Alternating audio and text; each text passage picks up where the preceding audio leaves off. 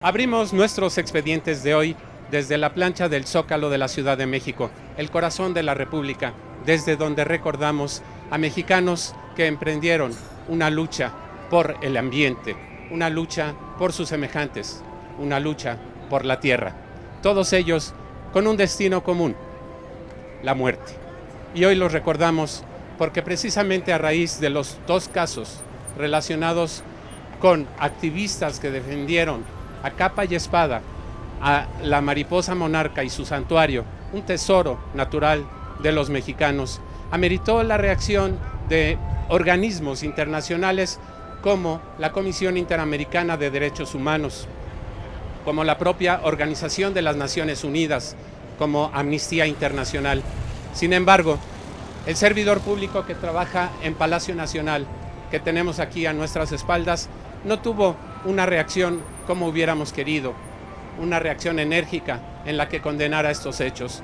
Simplemente se concretó a decir que era un hecho lamentable, que era un hecho doloroso.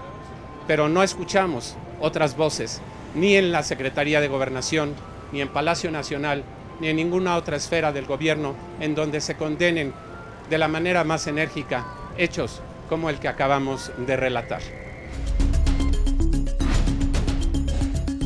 Expedientes. Otra instancia que no ha podido reaccionar al caso concreto de Homero Gómez es la Comisión Nacional de los Derechos Humanos. No contamos con un comunicado o una posición fijada, mucho menos en un tono enérgico, por lo acontecido en Michoacán. Nos encontramos ante un expediente que amerita seguimiento puntual.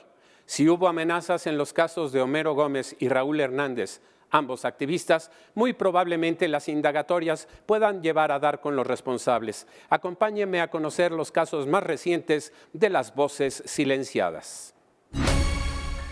Desde el inicio de la actual administración en diciembre de 2018 hasta el 31 de enero de este 2020, se han registrado 15 asesinatos de activistas defensores de la tierra y el medio ambiente. Hasta septiembre pasado, la organización Amnistía Internacional había documentado el asesinato de al menos 12 de ellos. Un patrón común en todos estos mexicanos ausentes fue que denunciaron agresiones o intimidaciones en su contra. En enero pasado, en un lapso de una semana, fueron hallados los cuerpos de Raúl Hernández, guía de la Reserva de la Biosfera de la Mariposa Monarca, y de Homero Gómez, también activista y administrador del mismo santuario. Gómez González, localizado sin vida el 29 de enero en el municipio de Ocampo, solía subir a redes videos promocionales en los que aparecía con mariposas monarca revoloteando en torno suyo. Aquí, el último que hizo público 18 días antes de que encontraran su cuerpo sin vida. Vengan a conocer esta maravilla de la naturaleza llamada mariposa monarca, aquí en el santuario más grande del mundo, el Rosario, el más grande y hermoso del mundo.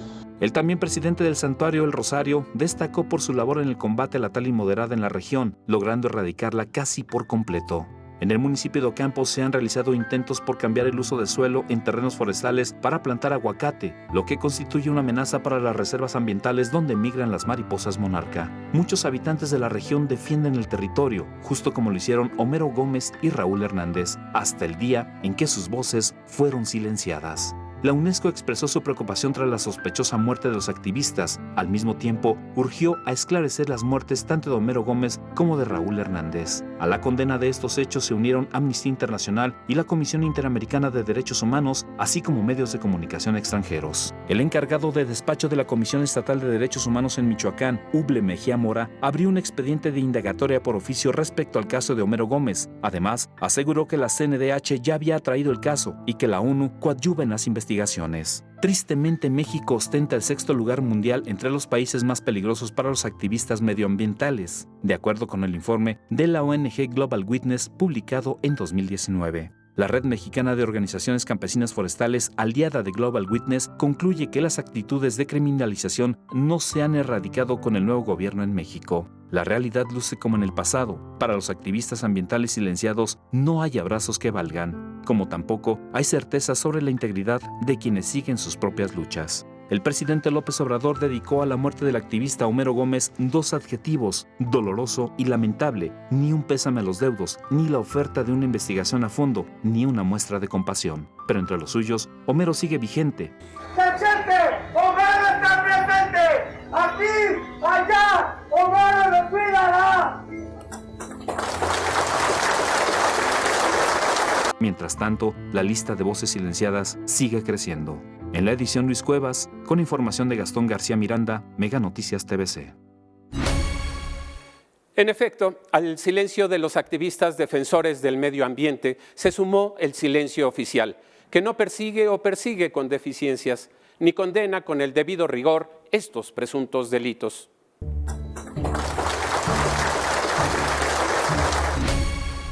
En el mismo tenor, al menos 15 periodistas murieron asesinados en México en lo que va de la actual administración. Esta cifra ubica a nuestro país a la cabeza de la lista negra que elabora la Federación Internacional de Periodistas. De hecho, América Latina se erige como la región más peligrosa del mundo para ejercer el periodismo. ¿Y sabe qué? Más de la mitad de las amenazas y agresiones a comunicadores provienen de servidores públicos, según revela Jan Yarab, representante en México del Alto Comisionado de la ONU para los Derechos Humanos. Datos que nos proporciona la propia Segov, 55% de las amenazas y agresiones provienen de servidores públicos, principalmente a nivel local, presidentes municipales, todo esto. Entonces, en esta dimensión se también necesita fortalecer la interlocución e intervención de las autoridades federales para que se atienden las causas y no solo los síntomas. Opina que hace falta destinar más presupuesto para encarar la violencia contra los profesionales del periodismo. Hoy por hoy sí se necesita aumentar el presupuesto del mecanismo, fortalecer sus recursos humanos y fortalecer sus recursos económicos.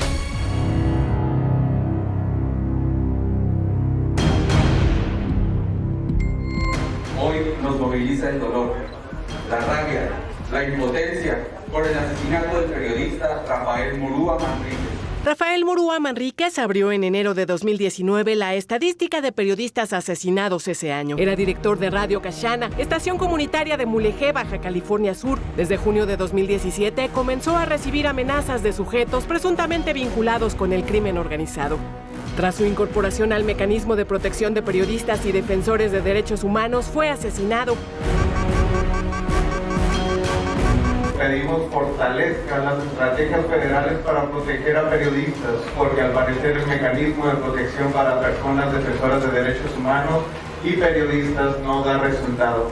El mecanismo fue creado en 2012 ante la presión de organizaciones de la sociedad civil. Su objetivo, garantizar la vida, integridad, libertad y seguridad de quienes se encuentren en situación de riesgo, como consecuencia de la defensa o promoción de los derechos humanos y del ejercicio de la libertad de expresión y el periodismo. Ofrece a activistas, periodistas, medios y ONGs bajo amenaza medidas inmediatas de protección como escoltas o guardaespaldas, cámaras de seguridad, chalecos antibalas y botones de pánico. Sin embargo, desde su creación a la fecha, sus resultados han sido muy cuestionados. Y es que con el homicidio de Rafael Murúa, suman 4 periodistas adheridos al mecanismo que han sido asesinados. El mecanismo es un paliativo para empezar, no es la solución a la problemática que hay de las violaciones a la libertad de expresión. Omar es originario de Guerrero, lleva casi 2 años desplazado tras haber sido secuestrado en 2 ocasiones y sufrido amenazas de muerte por su labor profesional en Zihuatanejo. Acusa que el desplazamiento de periodistas, una de las medidas que toma el mecanismo de protección, es la nueva forma de aniquilar a los comunicadores. No te matan físicamente, pero sí te matan moralmente, económicamente, laboralmente. No te mataron, pero sí te callaron. O sea, ya no eres esa piedrita en el zapato para ellos porque ya estás lejos. El desplazamiento lo alejó de su familia, además de que asegura no puede seguir ejerciendo su labor periodística, y es que si buscan un trabajo son eliminados del mecanismo de protección. Te dicen que si tú ya eres capaz de rehacer tu vida en el momento de desplazo que estés, pues ya no necesitas las medidas. Los van y los encierran en una burbuja, entonces el periodista deja en realidad de practicar su labor. Héctor Valdés es originario de Tulum, Quintana Roo. Lleva 30 años ejerciendo el periodismo. En mayo del año pasado abandonó Tulum tras recibir amenazas. Considera que debe replantearse las medidas de seguridad y el gasto en botones de pánico. Esto es costoso e inútil. Créanme que no funciona de mucho. Uno pide el seguimiento y le preguntan dónde está ubicado y se supone que ellos tienen la ubicación cada momento y me dicen que no porque les falla mucho el sistema. Si se acciona la alarma que una vez se accionó por accidente, 40 minutos después es cuando están hablando. En ese tiempo a uno lo matan. ¿Cuál es el estatus económico del mecanismo y cómo la pasan sus integrantes? Mega Noticias TVC, Tania Gómez. En Guerrero, las agresiones a periodistas atentan contra el derecho, suyo y mío, a estar informados. Isaac Castillo, de Mega Noticias Ixtapa. ¿Qué ocurre con los compañeros reporteros en Guerrero? Por la circunstancia que sea, derivadas de civiles armados o autoridades de los 3 niveles de gobierno, las agresiones a periodistas representan no solo una afectación a los representantes de medios de comunicación, sino a la población en general, a quienes se les coarta el derecho de estar informados. Administraciones federales van y vienen y el número de comunicadores agredidos no se detiene. Si bien ya existen áreas especializadas en refugiar y dar protección a los periodistas una vez agredidos, todavía no se ha logrado conseguir evitar que pasen estos casos. En México existe el Mecanismo de Protección a Periodistas y Defensores de Derechos Humanos, un ente que tiene injerencia también en el estado de Guerrero a través de la Secretaría General de Gobierno que encabeza Florencio Salazar Adame. Esta dependencia ha brindado ayuda a salvaguardar la integridad física de los comunicadores en un ambiente alejado del conflicto. Al momento, de acuerdo con periodistas refugiados que pidieron la omisión de sus nombres, de Guerrero hay alrededor de 10 personas desplazadas. Estos corresponden a las regiones Costa Grande, Costa Chica, La Montaña, Norte y Acapulco.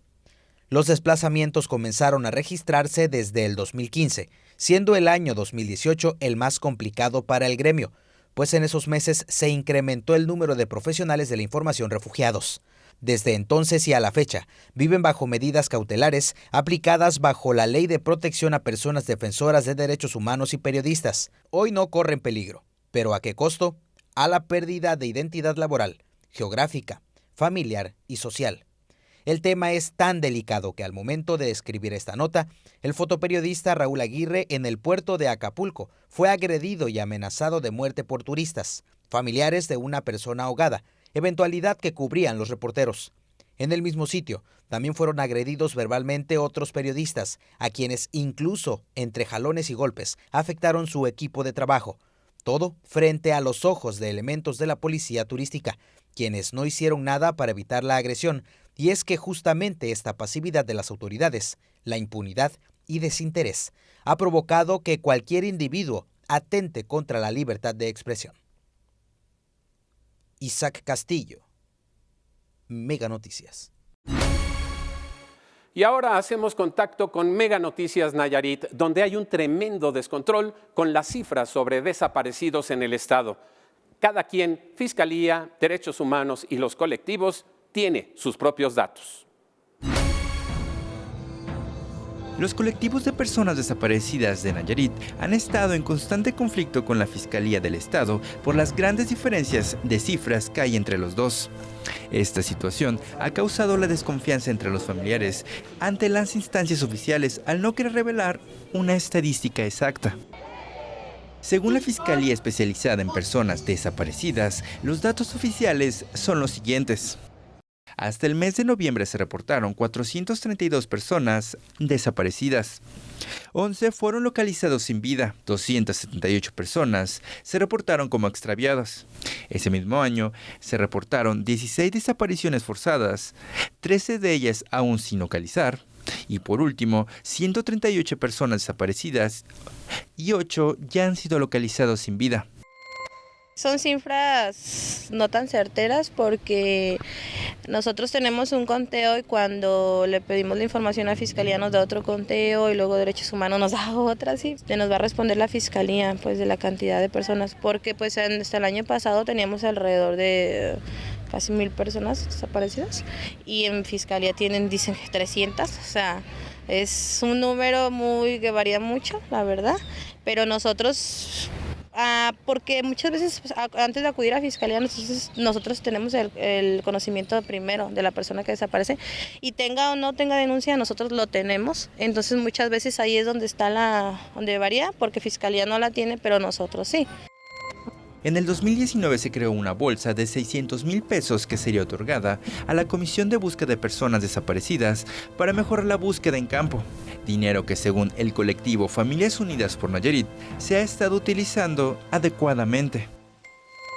La Comisión de Búsqueda ha estado trabajando bien, sí ha estado dando apoyo, ha realizado búsquedas y actualmente cuando está un desaparecido hacen la búsqueda inmediatamente ellos, sin que pongan o no denuncia en fiscalía.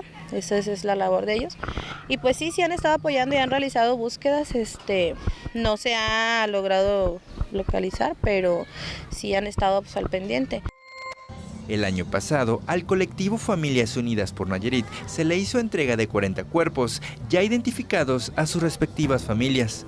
Sin embargo, en la última reunión que se tuvo con la Fiscalía Especializada de Personas Desaparecidas, en enero, esta alegó que solo se entregaron 37 cuerpos, recayendo nuevamente en la discrepancia de las cifras reales. Antonio Jau, Mega Noticias.